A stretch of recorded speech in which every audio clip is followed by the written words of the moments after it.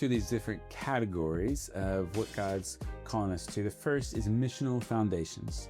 And so we're going to be looking at what it means to have a missional heart, what it looks to have really a missional spirit, a missional identity. And then we want to do this missional gospel storytelling. What does it look like to tell stories of the gospel from the scriptures, from our lives, and how we do that? So these missional focuses are really going to be our missional foundations for today. And so as we consider what it first looks like to have a missional heart, this is super critical. I mean, do we love people? Do we care about them? Do we have a heart to share the gospel? Or things that we can just jump past and jump into doing church like normal? Yeah. Or church in maybe a traditional way instead of loving people. So if we want to have a missional heart, obviously we want to know the Father's heart. Yeah. Just like Jesus was praying to do the Father's will, and he wants to know the Father's will. But does our heart really beat for what God's heart beats for? Do we care about the lost? And so how would that be important for us, to have a missional community, to first have a missional heart? How have you seen that experienced? Yeah, I think so often we're looking for a strategy or a structure or a method to live this way or to accomplish these things, and it's not the most important starting point. Right. Most important starting point is understanding the heart of God for his creation. And we know that he loves his creation so much that it was, worth sending his son for. Right. So he's got this deep heart of compassion and love for people. So for us, the starting point is really to say and to ask God to grow our hearts, to motivate our hearts with some of that same perspective that he has for lost people. Right. So it's something we, in our communities, in our church, can be praying for more, very specifically, is that that would be true of our hearts, that our hearts would be growing and deepening, would gain more passion, compassion for lost people. So yeah, it's critical if we're going to do the hard work, because reaching lost people, becoming friends of sinners, is hard work, to be honest. I've been trying to do it myself, with my family, with my small community, with my church and many other churches for many years, and it's hard work. It's hard work to love the lost. And so if my heart does not have this this compelling vision and this desire to love people, to go next door to a neighbor, to invite somebody to our table, to take the initiative, is just easier not to. Yeah. And cultivating that heart doesn't just happen in a vacuum. It doesn't happen in just a church service. I mean, I've sat under incredible preaching, seminary, all the things that would make sense knowledge-wise, but that doesn't really give you a heart. You got to pray for people. You got to love people. And, when we talk about having a missional heart, I think of faces. I think of names. I think of people that I would pray for and say, I want them to come to know this Jesus. Yeah. And that's shaping why I'm having people to my home. That's shaping why I'm hosting this, why I'm having food at the table. If I don't have a heart for those people, then it's really a transactional experience. Yeah. Somehow, as a Christian, we have to be really careful of, am I getting something out of this person coming to my house for me? Am I selfishly doing that?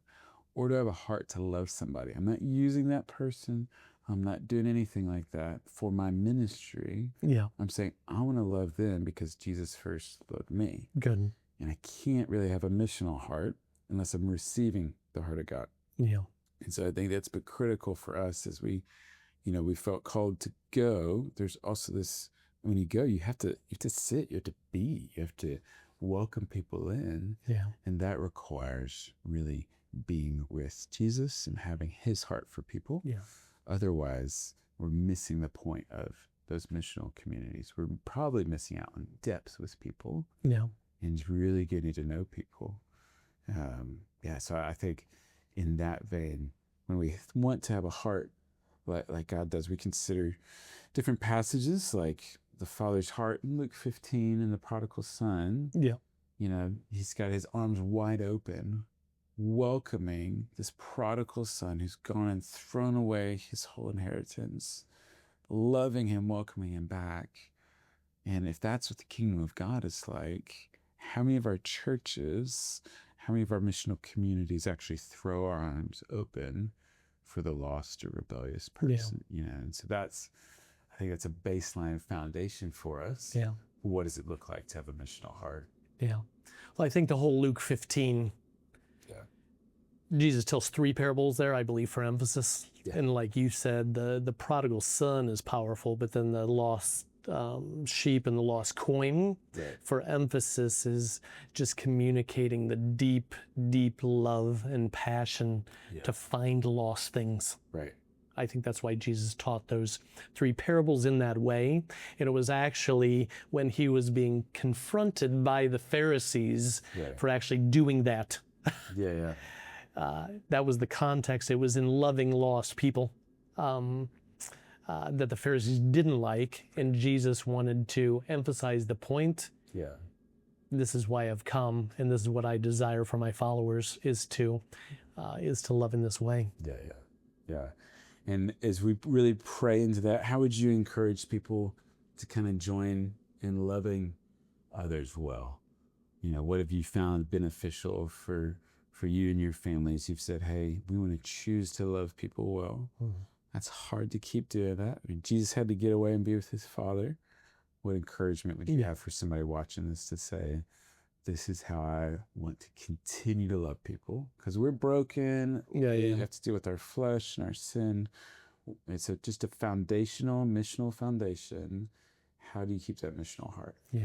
Well, I think we've already said it, but I think it's reminding each other and encouraging each other of how important it is to God, how much he loves them and how much he desires for us to love others. So there's just that consistent reminding, encouraging that we can do in our small communities. And then the prayer. I think this is a supernatural thing that requires just consistent, ongoing, daily prayer and asking for that love and asking for that motivation. And then lastly, I think when we experience it, and the more we experience it, it just kind of snowballs. As we love people and as we get into their lives and into their stories, I think our love for them grows. As long as we're distant from people, we don't know their story, we don't know what's happening, it's easy to not care. But when you're around the table with somebody and getting to know their story, it draws you into their life, and it gives you an even greater desire to, again, see them healed. See them restored by Jesus, see them in relationship with Jesus. So the experiential side of it is really important. True. Doing that life on life together, eating together, we talk about a lot, but that time element of I want to be in somebody's life, be with them through good things, hard things, and just basic things, just doing life together. You know, obviously makes me think of Bonhoeffer's book, Life Together, and how they really saw community not as the thing to be worshipped or held above of like, hey, our community is the best thing, but our community points us to Christ. And that's where we're going to have a heart for others. Very good.